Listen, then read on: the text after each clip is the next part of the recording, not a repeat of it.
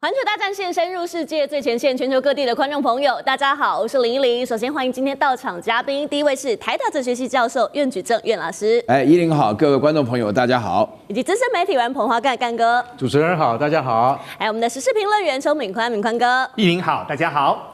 好，在这个焦点，我们要带大家来讨论，现在呢，中日关系不但没有缓和，而且几乎是全面炸锅了。就是因为高市早苗一句台湾有事的这一番言论，引爆了北京震怒。我们要来看到呢，现在学者点出来，因为说，其实呢，高市早苗他这一句话就是直接踩到了北京的4道最高的等级的红线。我们来看到，包含了是主权红线，认为他讲的这一席话呢，暗示台湾不是中国的一部分；还有民族记忆红线，因为挑动了日本军国主义的历史伤痕，还有政治尊严红线。明明才在釜山跟习近平承诺说，会稳定关系，但是怎么回国之后就背刺挑衅？还有包含了国际化红线，企图要把台湾的问题推向国际战场。所以呢，北京现在反应也是非常的激烈。你可以看到，北京马上就祭出了4把利剑，包含了旅游禁令。日本的经济产业省就评估说，如果中国的游客减半的话，那他们 GDP 至少是会下滑0.3%，影响47万人他们的就业哦。还有包含稀土管制，因为日本的这个高科技产业呢，非常依赖中国的稀土，尤其是您看到了像是迪特，这几乎呢都是从中国来进口。还有产业链的脱钩，加速了对日本产业的国产的替代，以及包含实战化军演、扩大海空训演范围，而且提高频率，对日本的自卫队射入台海的行为，也画出了这个明确的红线。那还包括有一个热腾腾的消息，是在我们录影之前宣布的，因为中国直接通知日本说停止进口日本所出口的这些水产品。那现在大家就在想说，是不是接下来压力会越来越大？所以日本有艺人也接连表态了，像是歌手美伊里亚，还有演员呢石野浩二，他们直接在微博上公开表态，说永远支持一个中国。好，想请教苑老师了，您来看高市他踩到的红线到底有多严重？还有说这几把利剑，哪一件对日本来说最致命？非常非常严重啊！这个里面讲的这个4个红线都是跟台湾有关的。主权红线，他讲的台湾有事，学安倍晋三讲哈，日本就有事。我觉得日本就应该有伤势啊！历史来讲的话呢，历史仇恨因为大家都会强调14年的抗日台湾从1895年开始对不对？我们的抗日的话呢，你要加多少年对不对？要加上就进去然后这个政治上的红线，大家不要忘了。就是在这个在韩国的时候 ，APEC 会议当中，这个高市早苗跟这个习近平主席还见面了30分钟对不对？这个就是一个好的开始。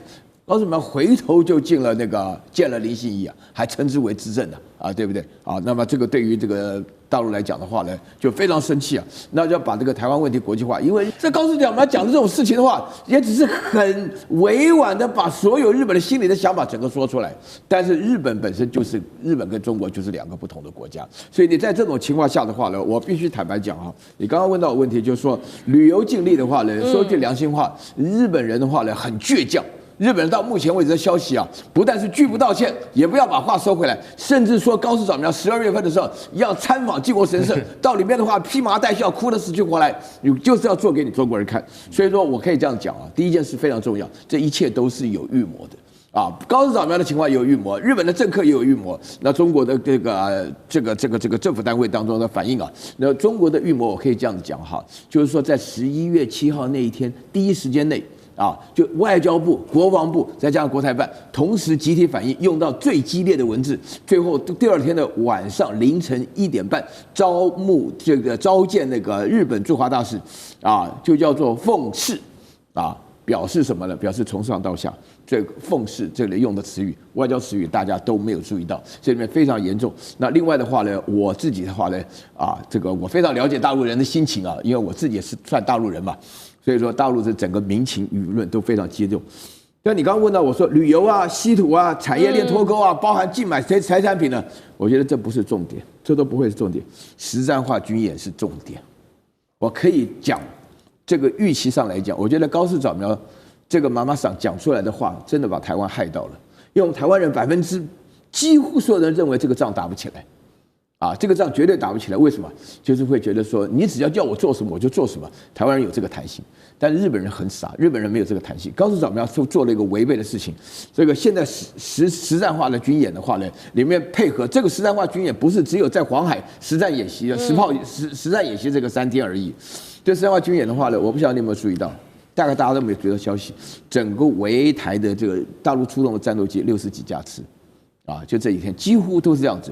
然后这里面的话呢，出现了一个最严重的一个情况，就是俄国啦、韩国啦、朝鲜啦，啊，整个东北亚地区沿着日本当中都环绕的开始表达有一种都谈到军事上的问题。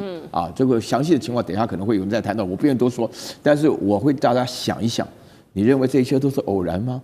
为什么韩国、朝鲜、俄罗斯怎么突然之间都对日本表达强硬呢？那这些的话呢，难道不是预谋吗？啊，虽然我没什么证据，但是我们必须要从这个角度来想。所以我觉得说，这一次发生战争的可能性非常大。好，谢谢岳老师精彩的点评。我们就要来看到刚刚说到的这4把利剑，因为大家在说，这真的是非常精准的扎在日本的命门上。怎么说呢？其中尤其是稀土的部分，因为日本自认为说现在已经降低了对于中国的依赖，但我们从图卡上您可以看到，事实的情况就是还是有60%就是靠中国。尤其现在呢，全球的稀土加工能力呢，90%就是掌握在中国的手上。以及包括了全球70%的稀土产能在中国。好，那回顾2010年的钓鱼台争议，当时呢，日本的汽车、科技这些产业是完全慌了手脚，尤其当时稀土的价格是一年之内就飙涨了10倍。所以现在很简单的来说，就是现在如果是稀土一断的话，大家在说那日本的汽车、半导体还有军工业可能是全面被垄断了。好，我们要请明宽哥来看了，因为德国前阵子他们被迫要停产嘛，是，那就连川普这么倔强的川普都不得不低头。好，那现在日本，就您来看，他有办法可以承受吗？稀土的话，日本当然是没有办法承受，但是我们这个议题要从高一点的地方来看这个大议题哦。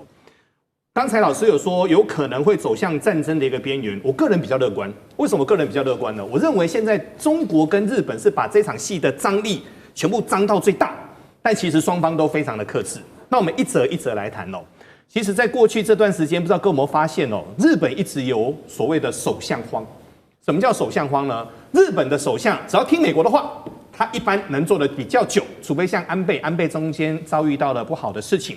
那中间呢，你只要向中国去倾斜的话，很奇怪哦，那个首相待不久哦。所以后面呢，各位可以发现呢，后面的话首相就常常换。所以呢，很多人就说日本的首相像什么呢？像走马灯啊。那走马灯后面等到了高市早苗，高市早苗也是花了9牛2虎之力才上了日本首相。为什么呢？因为自民党跟公民党中间还决裂完之后，后面好不容易就经过了一番波折完之后，可是高市早苗目前在日本的民调高达70%哦。为什么呢？因为大家看到了一件事情，是川普紧紧握着他的手，感觉是爸爸握着女儿，然后呢，突然间从西装里面拿出一张，你要什么？告诉我，我通通会为你满足。这个叫空白支票。但是我们回头来谈到后面的架构就是双方把戏演足，所以我们可以发现哦，日本的外务省赶快去跟中国的外交部来洽谈的当中，这个有一个非常有趣的一个画面，中方也得到了该有的一个回应。然后美国还说哦，他们会从延国的基地撤回了提风系统，所以双方其实是在降温的。但我们谈论到稀土这个就有趣了哈。全世界的稀土呢，它非常的重要。可是稀土呢，它有一个很大的麻烦，是在过去稀土是什么呢？是吃力又不讨好，价格不高。从矿源沿路到湿式的提炼，一直到干式的提炼，有很多不同的一个方法。可是很多人不晓得，缺了稀土，医疗不能动，汽车不能动，电子不能动，太空不能动，通讯都不能动。我就不讲细节。各位还记得吗？单在今年，欧洲4大品牌，他们说没办法做车了，为什么呢？因为稀土当中有一个叫做永磁磁铁。永磁磁铁它做的叫做永磁马达，它具有很高的一个磁链性哦。后面日本的 Suzuki 也出来投降，我们也做不了车了，我们也没办法做。各位，这单是汽车。所以后面呢，我们去谈论到川普的一个关税，我个人对于川普我是看不懂啦。川普的关税很多时候他是举着正义的一个大旗，但很多时候是你内容到底要讲什么？各位还记得吗？后面当整个美中握手对于稀土的议题谈完之后，突然间墨西哥跟巴西懵了啊！天哪！中国的关税比我们还便宜耶，中国的关税比墨西哥跟巴西还便宜耶。但我们可以确定一件事情哦，中国这次在关税的谈判上，他们是处于被动的一个角色。但各位不知道有没有发现，他们每次在关键的时间点，常常可以取得重大的胜利。所以我们只能说，稀土这个战役可能未来在20年、30年当中会持续的演进。但目前从矿源到提炼到最后的一个终端产品来说的话，中国具有优势。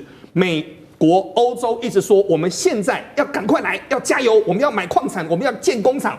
其实这是需要20-30年的一个功夫。最近美国刚刚去跟非洲提了所谓的矿源保障，但是呢，他们非洲人说，中国已经先来了，现在新的货还是要先给中国，后面有多的新开采的再给美国。所以这次中国在稀土这个领域当中的话，可以说是打蛇打七寸，打的整个美国跟欧洲跟先进工业国打的是哇哇叫啊。是好，除了从经济上来看，其实在外交层面，大家也在分析说，拿日中2位领导人的外交层级高度来看，因为分析认为说蛮讽刺的，日本呢是背信忘义，说背后对中国下毒手，但是北京方面呢，对大国的外交当中反而是展现了这个成熟度，因为像是中国就信守跟川普的承诺嘛，履行了釜山协议，用这个高价买下了14船的美国大豆。那现在大家在关注说，好，中日关系闹得这么紧张，那美国的态度到底是什么？美国现在悄悄的把这个延国基地部署的提风飞弹撤了回去，而且川普面对镜头的时候，他直接说，其实美国很多的盟友不是朋友。外界就在看说，北京现在是很守信，但是日本反反复复。那大家也观察说，美国现在对日本的态度是不是比较冷淡？是不愿意帮日本来善后吗？还是在跟日本做切割？干哥都已经弄到全球头条了。川普，你倒是讲话啊，对不对？我们日本现在被国际围攻了，怎么办呢？老大哥帮帮忙，不帮为什么？当然不帮，为什么？我们才刚刚，敏宽刚刚讲的稀土才刚刚讲好，现在又有一样刚讲好了。我跟你讲，14艘船已经开始往中国开动了。为什么？总共载了84万吨的大豆。哎呀，我跟你讲，其实川普晚上睡觉的时候，他一定会想说，终于卖出去了，终于卖出去了，船终于开出去了，我可以被农民少骂一点。等一下，没有这样而已，后面还要再买1200万公吨。大陆外交部已经承诺，到12月底我会再买1200万公吨，当然没有像以前那么多。通常每年到现在，中国已经买了这个美国大豆3000万公吨了嘛，可是今年大概只有2000万公吨左右啦。那这一批14艘船已经出去了，从墨西哥湾开出去了。川普心里在拍拍手鼓掌，所以高市你搞这个大麻烦，现在叫我怎么在言语上面去帮你忙，很难呐，你知道，因为你会掂量嘛，外交辞令都是这样，看对方的反应，你决定怎么说，你硬一点，我软一点啊，我硬的时候你就必须要软一点。那你现在从头到尾你看今天早上那个画面，你看那个刘劲松，中国外交部那个亚洲司长刘劲松去看金井正章特别跑去看他，两手插在口袋里面，你讲你的，我听我的啊，然后一脸不屑，也没有太多的反应啊，然后但是记者问他还会讲吗？请问一下你们会面的结果怎么样啊？很严肃啊，很严肃就说明了一切嘛，也没有说我骂他啊，他也没有哭着跟我求什么，那你就可从这画面里面就可以看得出来，中国的态度是很一致的啊，从薛健到刘劲松，甚至到《环球时报》啊，他们讲的话都是一致的。在这种情况下，国家意志是一致的，所以高市早苗你没有什么选项。但是金井正章也讲了，很难收回，不可能道歉，不可能道歉，那会怎么样啊？那是不是要再事态继续恶化下去？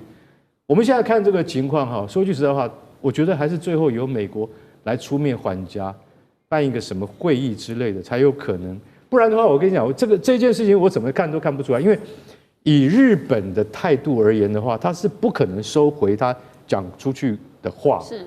那可是这个不是只有中国现在对他这么有意见，而是周边国家开始都有意见了。那在这种情况之下，高市，我觉得他的首相之路比我想象的还要短命。是好，这中日紧张关系到底该怎么解？我们休息一下，马上回来。地缘政治、美中之争、战略价值、崛起，小国生存。现在与未来，洞悉事件走向，掌握世界脉动，全球观点。